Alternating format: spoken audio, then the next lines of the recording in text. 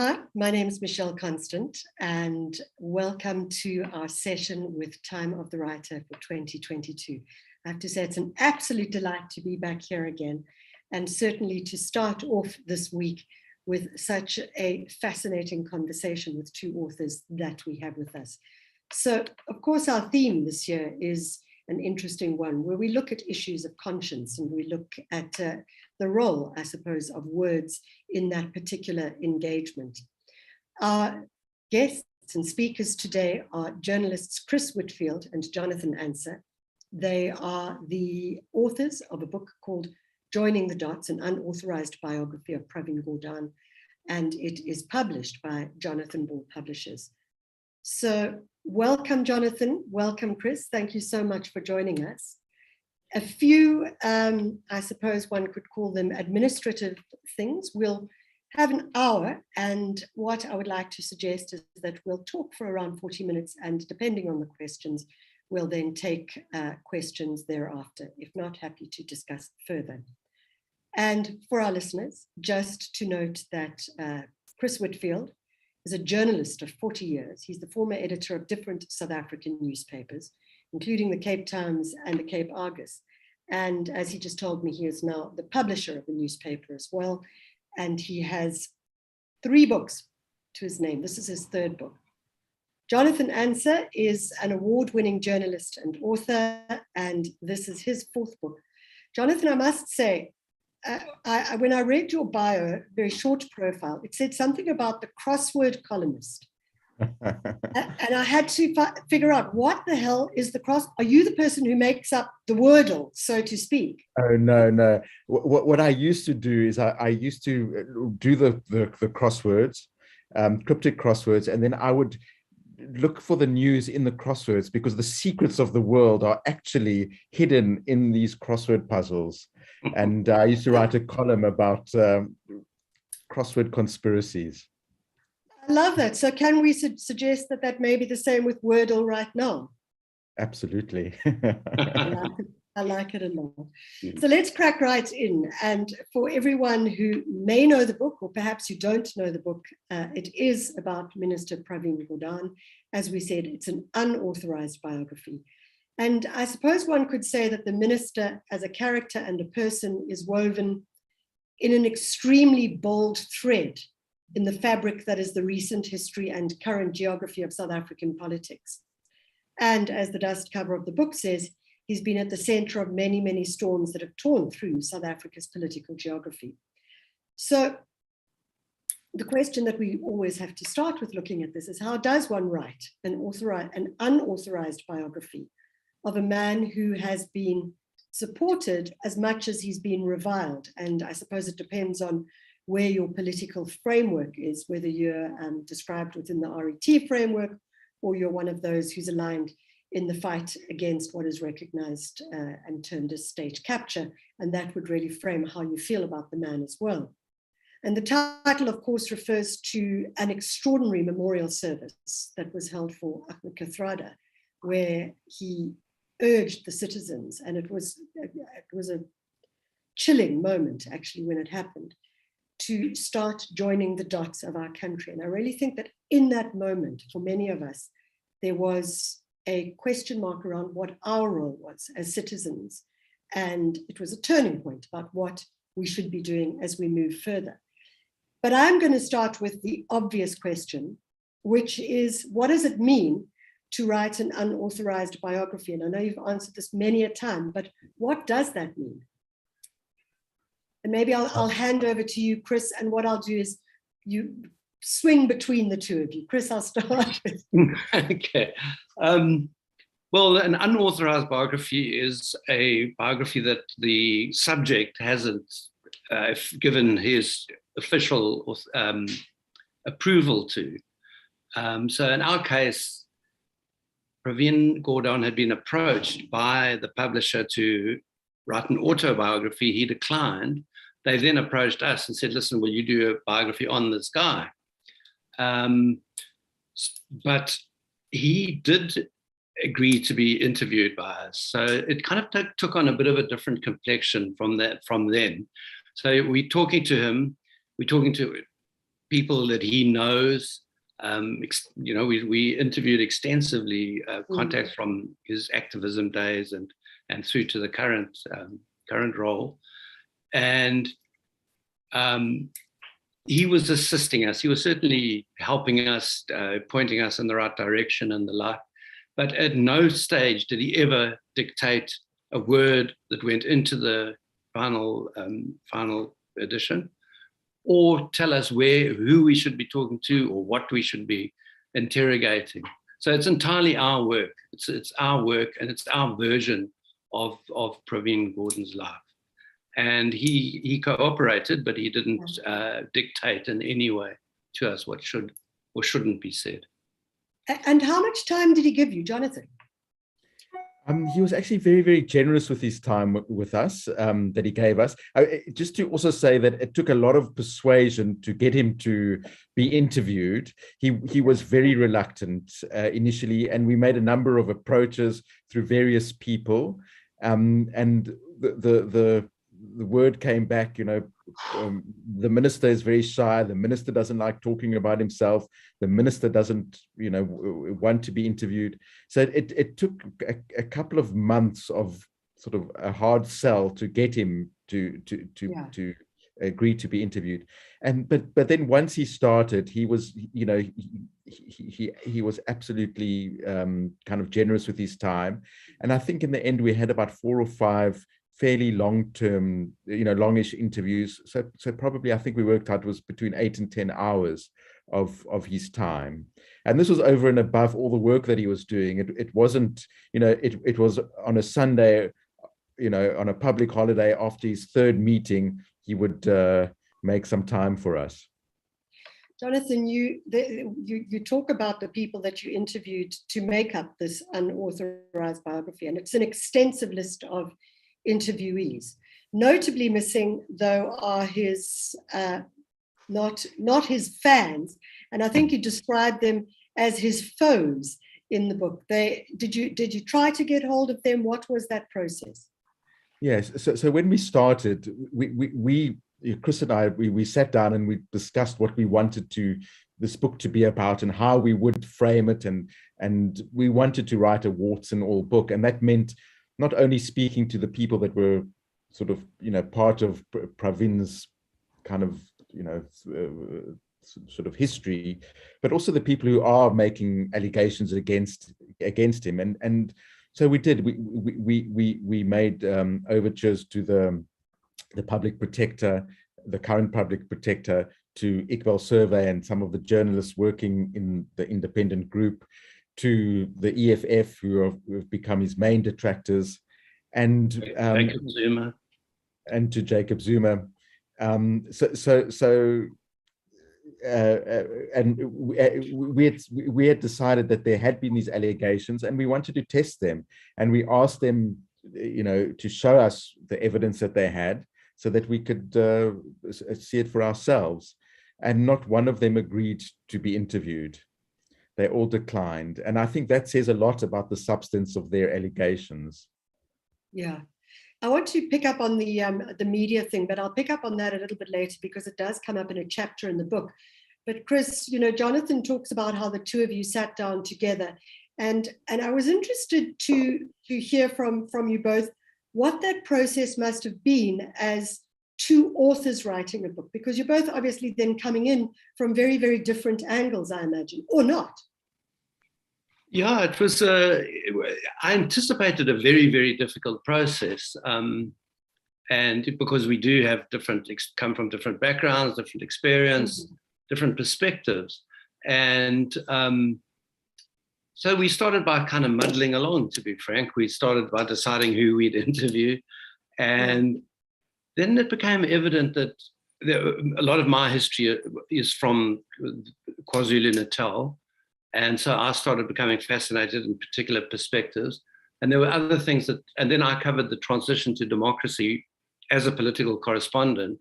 So there were, for example, the Cadessa negotiations. I was fascinated by that. And then we just kind of slotted into our different areas. Jonathan thought, wow, he became interested in the Tin Town story and how Phoenix developed. And I was fascinated by the negotiations element. And so we just divided the book into different chapters, and we each worked on them. And coincidentally, it worked out exactly evenly. We managed to split it down the middle. But the other thing that was quite, as a writer, was quite, I anticipated being difficult was style and tone. And we kind of looked at other books, and Anton Harber's book, we took Anton Harber's recent book on the media, we took that as a kind of example of the kind of tone we wanted to get, which was accessible, conversational, not too serious, but got all the information out there. And so we both aimed at that, and somehow people say to us now that they can't distinguish who wrote which chapter, which suggests we might have got it right. And I suppose in a way, when you read the book, and I have discussed this with you before, but when you read the book, there is a sense that each chapter is a closed chapter, which does talk to a very different structure for a book. So it's not a sense that it's not necessarily as linear as one would expect. It's more of a kind of value network than a value chain, if that would make any sense. Yeah. Sorry. As I've said before, early on, Jonathan and I got to the point where we realized there are actually several books in this book. So we were kind of disappearing down a rabbit warren, and we literally could have written a book 10 times the size of what we ended up with, but that's not what our publisher wanted. And so we eventually decided to take the key moments in his life and write essays, effectively, a series of essays about those. And that's how it ended up. Chris, I wanted to stay with you for a moment, because you sent me a message the other night, which was an interesting thing, where you spoke about that actually it was quite difficult to write about someone, and I'm going to quote you here, where you say, who you had concluded was a good guy. You say, I suppose my journalist instinct was not to believe that anybody could be clean. And I'd love to hear from both of you. I mean, this is hugely challenging, that one could just not essentially, I suppose, find the dirt. Yeah, it was an absolutely fascinating process for me, because for a start, I was convinced we would come up with some dirt in terms of political dirt, corruption, or some deals that have been done, or some weaknesses, feet of clay somewhere along the line.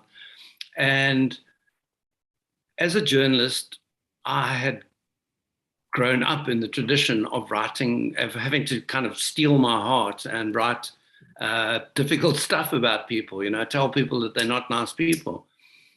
And then we got to the point where I was looking at this guy and saying, it's his personality, people can criticize that and the elements of that, which are possibly not necessarily terribly pleasant. But in terms of his public life, we couldn't find a thing. So what do you do? Do you give up on the book, or do you write a book about a person who you believe is clean? And that's what we concluded we needed to do. I mean, isn't it just tragic that we write these things with the assumption that we're writing to see whether someone is clean or not? Jonathan, what was your approach, if you think about just taking what Chris is saying further? Well, I think I had a very similar trajectory, in that, I think both cynical, fairly jaded journalists. And I had just written a book about a terrible person, probably one of the most evil people to have come out of South Africa. And it was quite easy to write about him. He was, Craig Williamson was an apartheid assassin. And suddenly here we are investigating somebody who's actually kind of, I believe, somebody who the country owes a debt of gratitude to, who saved the country in very many ways. And we went out looking for corruption, for any kind of hint of a scandal. And the people that we spoke to, the evidence that we found is pointed to the contrary. He's incorruptible, which is a word that just kept on being repeated. So we felt that was our responsibility. Our responsibility is not to Pravin Gordhan, but it's the responsibility is to history. And we believe that the conclusions that we came up with are our own. He had no sort of sight over them. He had no involvement or intervention in them, and that's what we believed. One of the things in the business world, we talk about a corporate's purpose, which sort of sits above the the mission and that kind of thing. And I suppose maybe what would be interesting is if you say that this is the man that you discovered, who appears to be very closed on a personal level, but that in his public face and that kind of thing, what do you think Pravin Gordhan's purpose is, Jonathan? I think it's very clear, and I think his purpose is what he called the higher purpose. And this was when he went into SARS, he came up with this sort of slogan about the higher purpose. And that really is very simply to make this country a better place. And that's what, that's what we discovered right from the beginning, from the moment he became involved in politics in the late 60s, early 70s. He's been devoted and committed to this idea, this concept of a higher purpose. It was the mobilization, organizing, mass mobilization, boycotts, setting up anti-rent committees and all sorts of organizations, getting involved in the UDF. It was all about serving this higher purpose. And that's what happened post-democracy. When he went into SARS, it was about building an efficient revenue service in cabinet. And that is the reason why he stood up to the forces of state capture, because it was all about serving his country, being an activist and serving the higher purpose. You talk about going back in time, and I'm interested, Craig, Chris, you just mentioned earlier, you said, you spoke about KwaZulu-Natal, and that was something I made a note of as well, is what I found fantastic about this book. I mean, I come from KwaZulu-Natal as well, but what I really found fantastic was there's an extraordinary history of activism that comes out of KwaZulu-Natal that perhaps has not been covered as much as it could be. And you mentioned that earlier, and maybe you could just talk about that a bit as well. Yeah, that was actually one of the revelations for me personally. I was a journalist in KZN at the time, and I knew Pravin Gordhan was active in those circles at all the time, but I didn't realize the pivotal role that he and his fellow activists of the time had played. And the struggle at the time had kind of stumbled, and then we have what people have come to call the Durban moment, and that was largely driven by a flood that happened on the Umgeni River, or sparked by a flood that happened on the Umgeni River, and it flooded an area called Tin Town, and Pravin Gordhan and his fellow activists went in there and realized that mass mobilization was the way to go. It wasn't bombing people or shooting a policeman here or there. It was getting their community. So they worked with this community to recreate that township in a safer place with better facilities, and making sure that the municipality gave them services and resources. And that engendered massive loyalty and a following for these guys who could then conscientize them politically. And a lot of people have subsequently recognized that as a turning point in the country's struggle. And it's a key shift in strategy, and one that, by the way, was adopted by Oliver Tambo, who Mac Mirage told us, had got very concerned about the emphasis on the military struggle and wanted the mass mobilization to be more prevalent. And it's interesting, I mean, one could follow this thread of this learning of mass mobilization to what we have today. And I'm thinking of some of the people, Abahlali, who are working so closely in that space as well. You know, it does feel as though we might have come back to that point again with that as the seed of it all. Mm.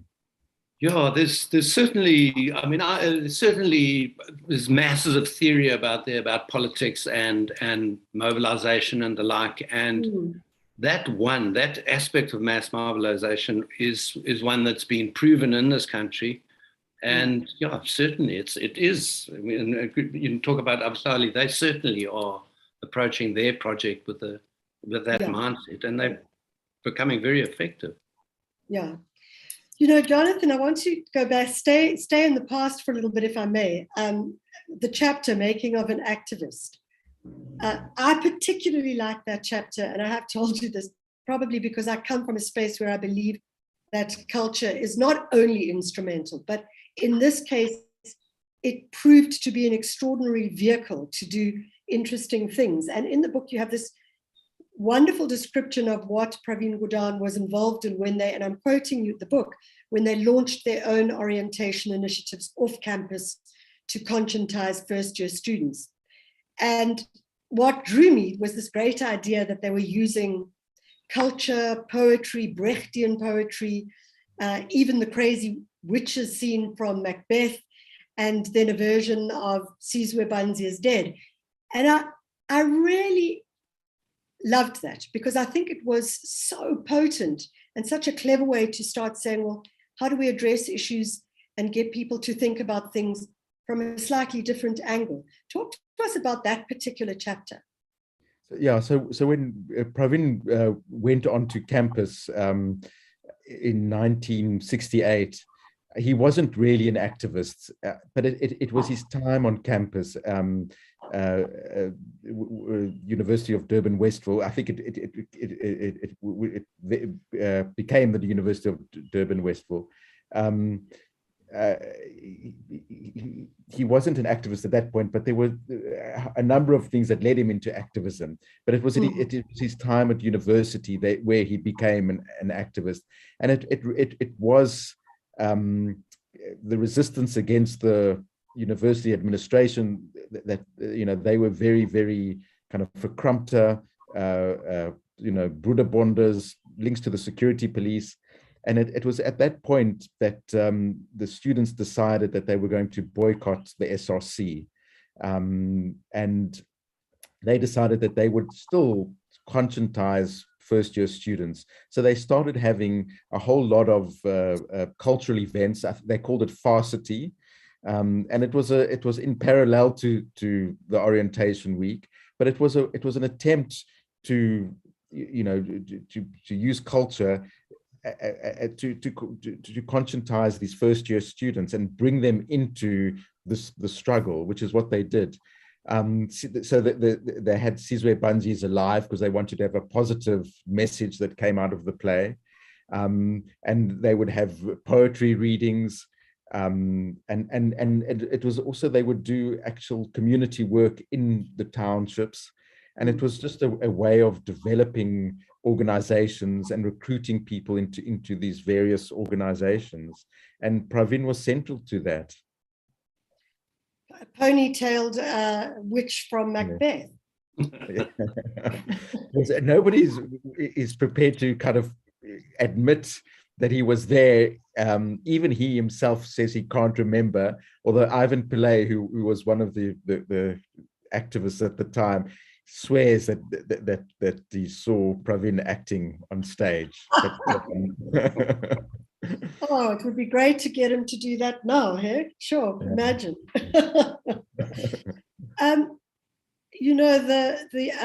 There's a point in the book where he talks about, or you talk about, where he suddenly realized that former President Jacob Zuma had become an arch enemy. and was no longer someone that he knew from the struggle, which was a very different relationship. Maybe, Chris, you could just talk about that a little further. The great joy about writing a book with somebody is that when you get a question that you find difficult, you can defer. What you going to do now? You're deferring. Jonathan wrote that chapter, so he can probably answer better than me. Okay. Well, I'll start and Chris can finish. So basically, what had happened, the real turning point was when Pravin got called to a meeting. And it was at this meeting that it became clear that Jacob Zuma wanted a nuclear deal to be passed with Russia. And it was at this meeting that Pravin realized that Jacob Zuma has, he'll have to stand up to him. There had been signs before, and he had become aware of these signs. There had been bits of corruption that he was concerned about in the different provinces, but it was essentially at this particular meeting where he realized that that it was now time to stand up. And I think that was quite an important point for us, because there'd been all these, we hadn't realized just when, Pravin had been appointed to Zuma's cabinet in 2009, and he had been part of Zuma's cabinet. He had served as finance minister, but the accusation was, well, why didn't he stand up to him from the beginning? We had to sort of go back and try and remember what actually was happening at that time. And when Zuma came into government as the president, there had been this transition from Mbeki's sort of AIDS denialism to Zuma, and so there was some sort of feeling that actually there may be a sort of some positive things happening, but it didn't take very long for Gordhan to realize that actually something is wrong here. You talk about standing up to him, and one of the facilitations that I'll do this week is around the whistleblowers, and that series of books and authors who are all whistleblowers, and really at what point in their engagement they realized that they would have to stand up. And there's an interesting idea that you guys, in that chapter around smoke without fire, which is really around also the role of the media in framing and maligning Pravin Gordhan. And it's an incredibly powerful chapter, certainly for me as someone in the media, but just the ease and evil that, I want to say that men can do, but that the media can do. Chris, maybe you could talk to that. Yeah, it was it was a fascinating exercise coming from a journalistic background to interrogate how these people had got to this point and made these conclusions. And the Sunday Times' investigation into the so-called rogue unit has been thoroughly discredited. And I do think there was an element of naivete about that they believed sources, they were given falsified documents, and they kind of thought they were real. And, they were chasing a big story and they thought they'd got some evidence. So some of the participants in that process on Sunday Times have since stepped back and apologized and are clearly embarrassed about what happened. Some of them haven't. Some of them went on to join Iqbal Survey's independent newspaper group and to further the rogue unit narrative and to tell that story again and again and to never acknowledge the overwhelming evidence that it wasn't true. So there is an element of, as you say, it is very chilling about this, that there's people pursuing political agendas through the media, through very powerful voices in this country. And they're doing it with absolute impunity. There appears to be no consequences for these people, other than that their newspapers aren't read by a lot of people anymore. But it's a very, very serious problem that you've got these powerful voices writing absolute rubbish and pursuing agendas. Sorry. We could argue that we are still waiting for the truth about the decouplets, but I won't. I was going to say that. But I won't go any further on that. But, just taking it back to, these books that I've been reading about the whistleblowers, which are fascinating narratives in their own right. But what struck me was how the anger, the hurt, and even the fear that some of those whistleblowers felt. And I wondered if in your discussion with the minister, whether he ever spoke about his own anger, fury. You have to be so thick-skinned. And as you say, as Jonathan was saying, is you really have to have such a higher purpose that you are prepared to just go, excuse the phrase, balls to the wall, at whatever cost. And I wondered if you felt that, and you recognized that either from the minister himself or from the others that you interviewed. Yes, definitely from others that we interviewed, not from Pravin himself. And in fact, it was something that I certainly had gone into the book thinking, Pravin and Jacob Zuma were both active in KZN. They had a history of being active together. In fact, it was Gordhan, the Gordhan unit that had helped Zuma get out of the country. They'd transported him to meet with his handler Harry Gwala when he had come off Robben Island, and then even when Zuma had gone into exile, they'd continued to meet with the unit. So there was this relationship between the two men, and I was quite I wanted to look at if Pravin felt betrayed by what had happened by Zuma. I was quite interested in that concept, and he kept shaking his head and said it wasn't about betrayal. He didn't feel that it was that he had been betrayed, or the struggle had been betrayed, and he didn't seem angry in that sense. Other people that we spoke to were furious, including I suppose Pravin's wife, Vani. She was an activist in her own right during the 70s in KZN. She was very angry with, at the betrayal of the sort of liberation movement. And Pravin paid a very heavy price before democracy when he was targeted by the security police, and then ironically when he was targeted by Zuma and Zuma's allies in the cabinet. And it took a big toll on him. Physically, I think his health suffered, but he was called all sorts of names and targeted. And I think it, although he kept on telling us that it didn't matter, he rolled with the punches, he could brush it all off. I think it did matter to him. I think he felt it deeply. Yes, Michelle, the one aspect of his commentary on these processes that I found intriguing and suggested an anger was that he was quite rude and frank about some of these so-called enemies.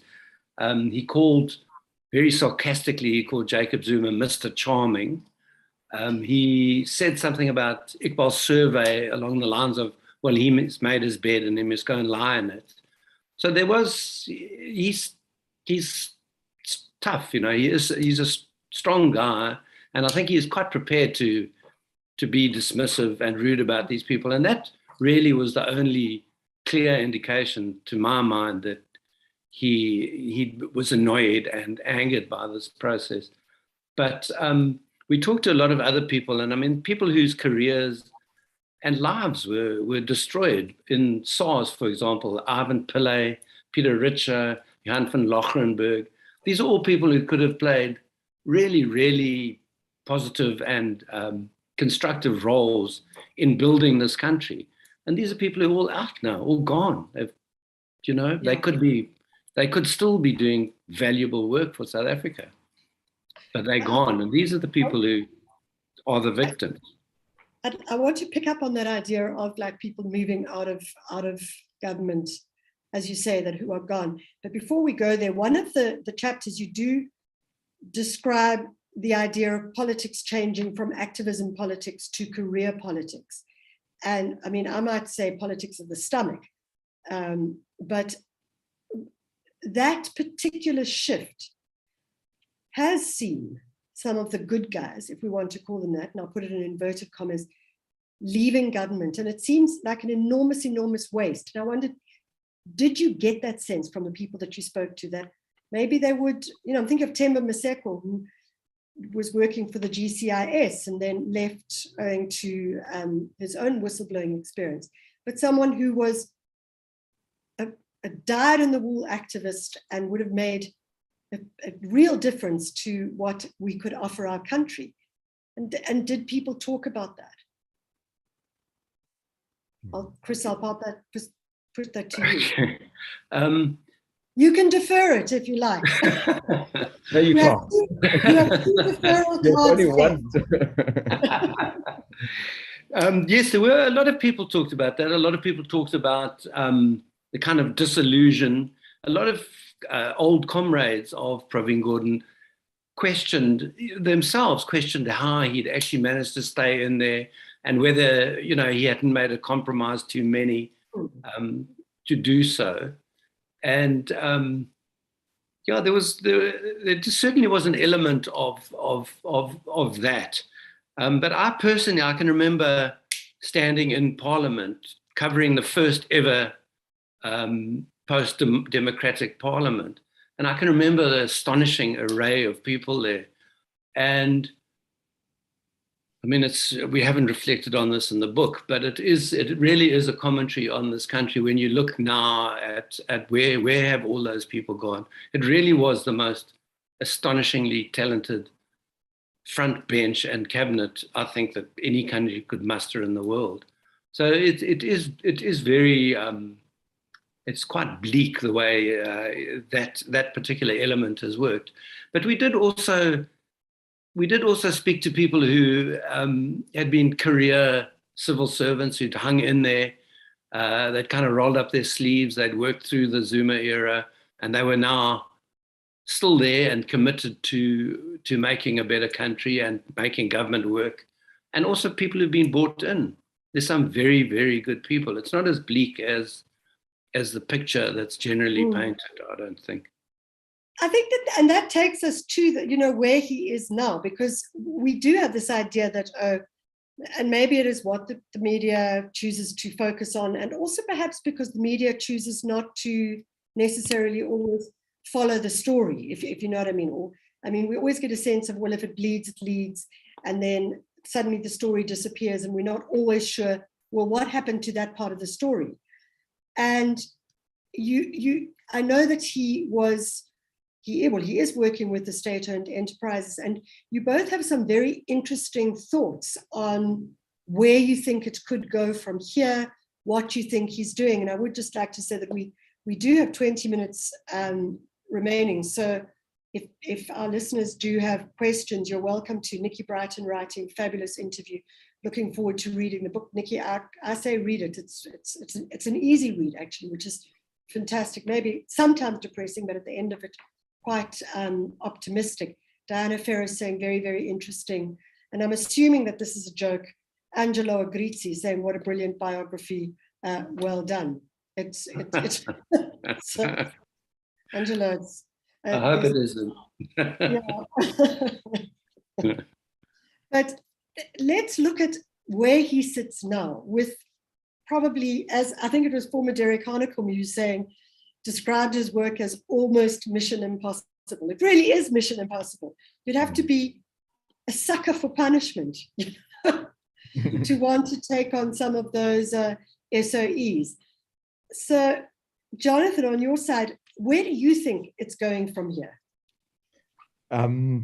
Well, I think the sort of the irony was that he was the one fighting against the people who were destroying the SOEs, and now it's his job to try and salvage the SOEs. So I'm, after sort of spending a lot of time with these, speaking to the activists from the KZ, the 70s in KZN, I did feel very inspired by them, and I do think that I did sort of leave this process feeling very, very optimistic. And I think Chris can definitely speak more about the SOEs because that was his chapter. And but it seemed clear to us that the minister has a plan. He understands what his mission is. It may be mission impossible, but I think if there's anybody who can sort it out, I believe it's him. And I think he doesn't get the credit that he I believe he deserves. But I think that's his personality. He does want to work behind the scenes. But I do, another thing, there were two words that kept on coming up when we interviewed people. The one was incorruptible, but the other one was strategic. And that was, from the time that he was involved in this, the kind of organization and the mass mobilization, he was credited with having a lot of kind of strategic ability. He could see things, he could, he was able to kind of look at and 3, 4, 5 steps ahead of everybody else. And I think in a way he outmaneuvered the forces of state capture.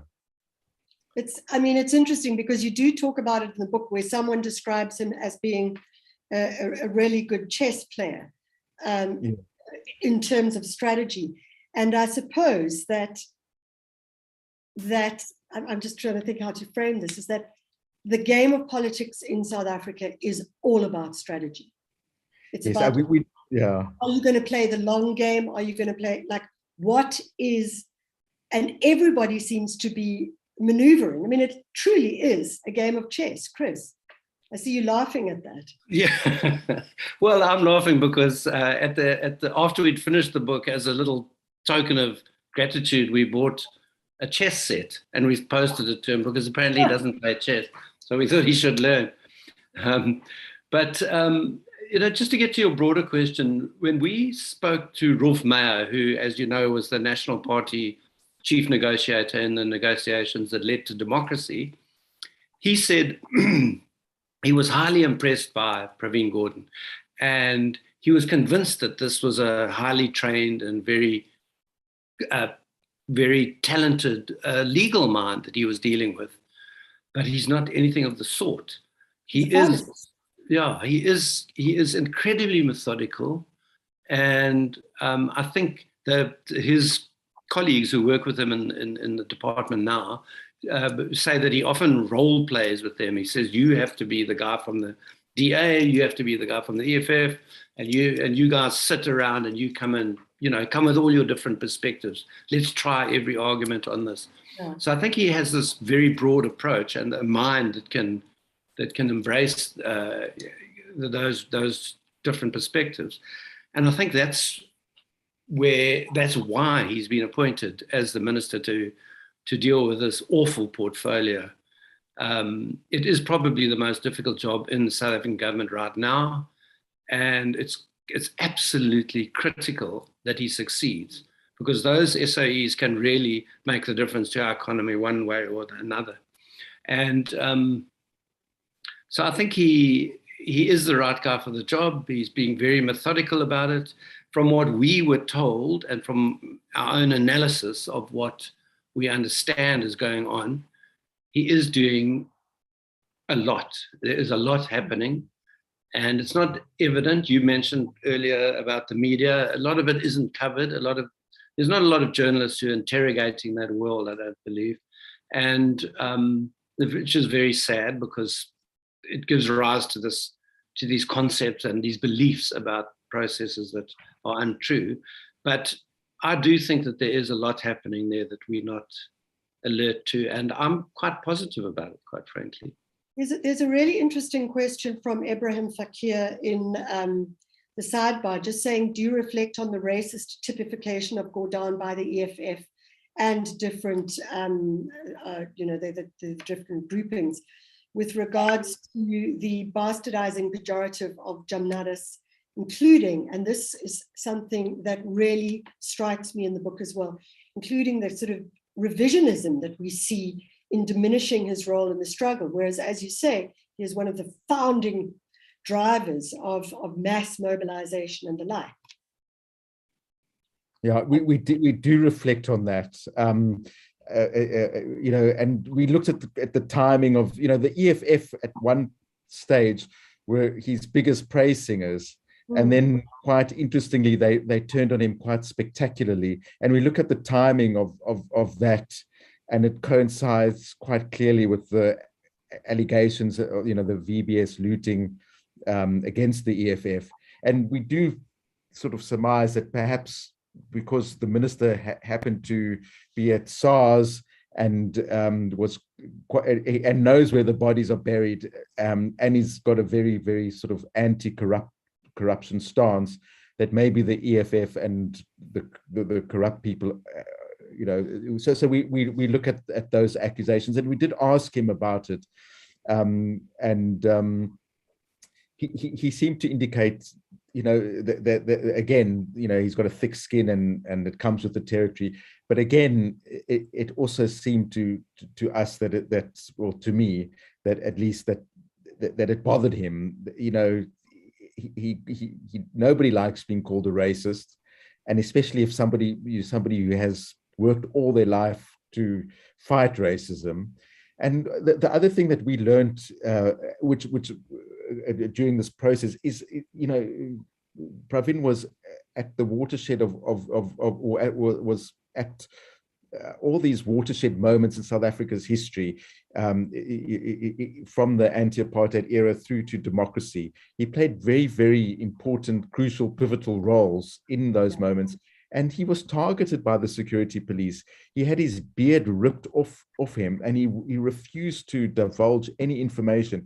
He was tortured, and and this is what has been happened, as Ibrahim Fakir says, is that his role has been, they've tried to diminish his role, but the history sort of is against his detractors. He was incredibly brave and incredibly courageous. Yeah, I do think, Ibrahim, talking about revisionism it's a very potent idea, actually, when we think about misinformation and disinformation in the current environment. Just a quick question from Aisha Kaji. I wonder if you're related to Siki Kaji.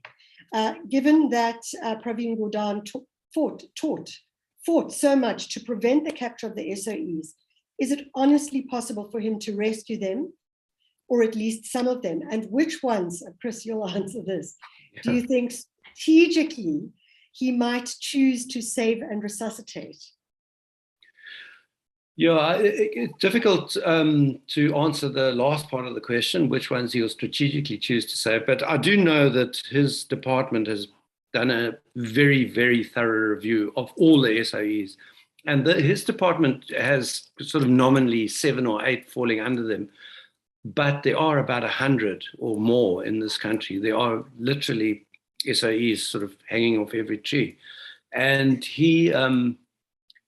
so and a lot of them have got huge buildings in Pretoria and, head offices in Randburg and the like, which they don't need. So I think initially what they've been doing is reviewing every single one of them, and they're getting rid of the buildings they don't need and stopping spending state resources on these futile projects.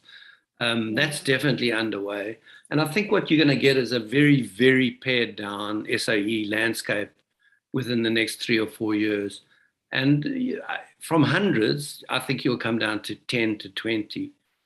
And those will be all SOEs that contribute in some way or other to our economy and to building the country's infrastructure. So it would be the Eskoms, hopefully they can turn that around.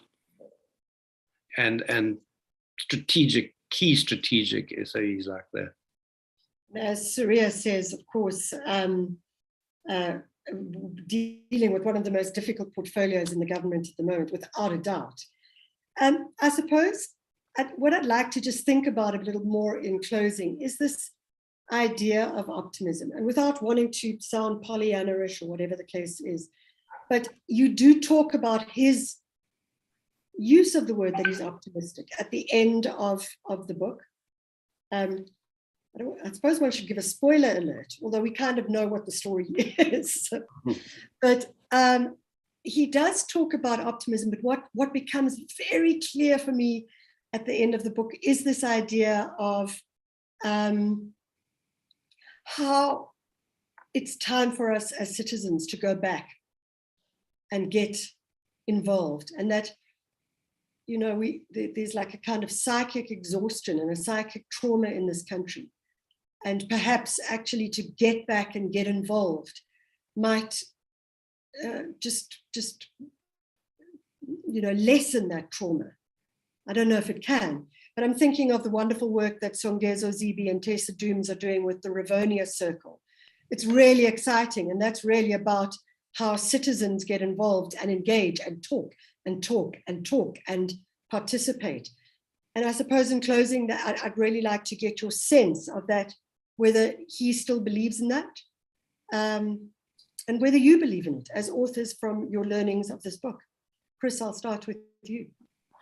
Yeah, I very, to my own surprise, I learned something fundamental from this book, and that, to my mind, was what Pravin has dedicated his life to is activism. In other words, doing work for other people in this country, and the impact and effect it can have.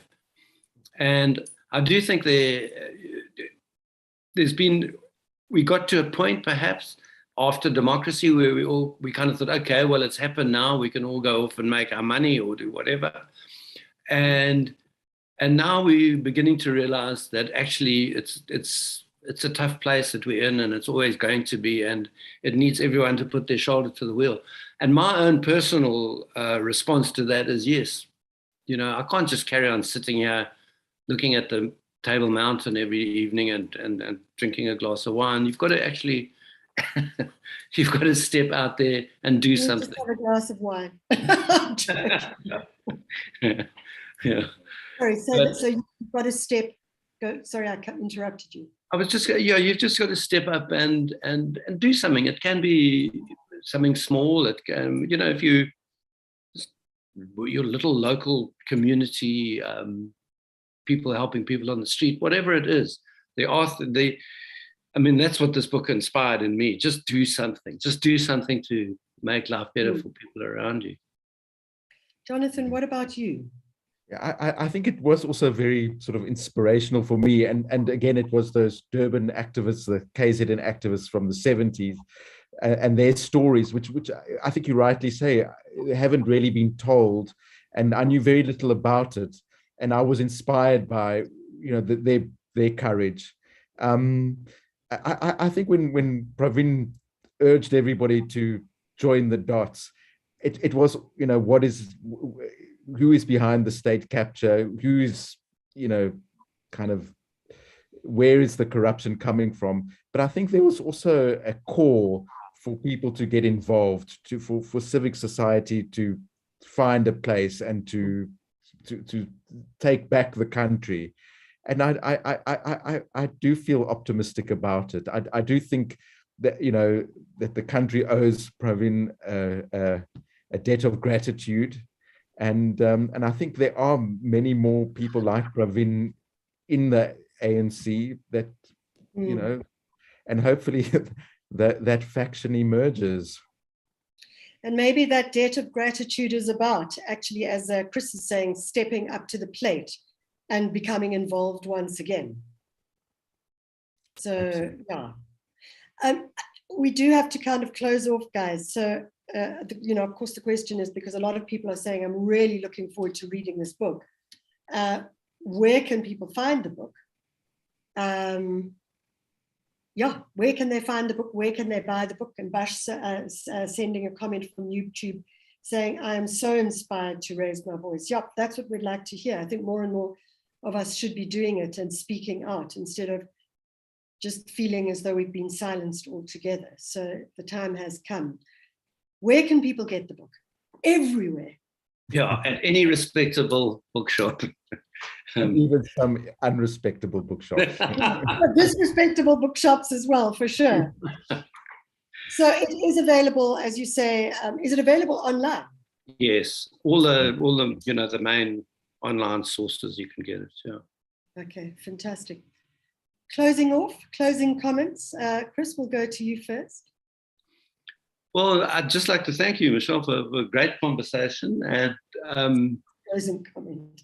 And urge people to read the book, not because it will make us wealthy authors, but because I think it reflects an important part of our history, and there's some fascinating elements of our history that are included in the book that I think people should be alert to and aware of, including some very brutal stuff that happened during the apartheid years to activists.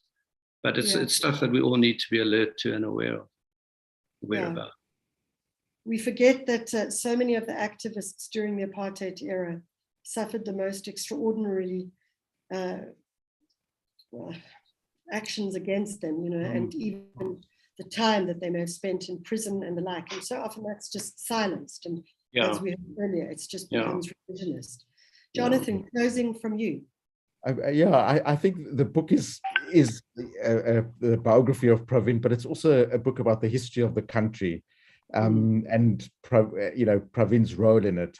And I think he's a courageous person who sort of deserves our respect for what he's done. Fantastic. Jonathan, Ancer, Chris Whitfield, thank you so much for joining us. Aisha saying, Viva the KZN UDF activists, Viva. I would agree, Aisha. I want to say thank you so much for the amazing book that you have put out there. As I said, it's not a difficult read, and it's a fascinating read, and it opened my eyes to so many different things. And certainly it acted as a great starting point for the conversation that we'll have tomorrow, which is around the whistleblowers. So thank you very much. And to all our listeners, thank you so much for joining us. We appreciate you taking the time. Go out, look for the book. It's called Joining the Dots, an unauthorized biography of Pravin Gordhan, and it is published by Jonathan Ball. Okay, quick question from Malcolm Ray, who's got a very interesting book in his own space as well. Why Joining the Dots? Jonathan, that was your inspiration. Well, it's essentially, it was what Pravin had urged the country to do. And so what we thought we would do is we would look at Pravin's own history and join the dots about what it is that makes Pravin Gordhan. And so we wanted to join the dots about telling his own story. Jonathan, Chris, thank you so much for joining us. We appreciate it. And I wish you plenty of sales, but also plenty of interesting journeys from here on in. And to everyone with regards to Time of the Writers, thank you so much for joining us. Thank you.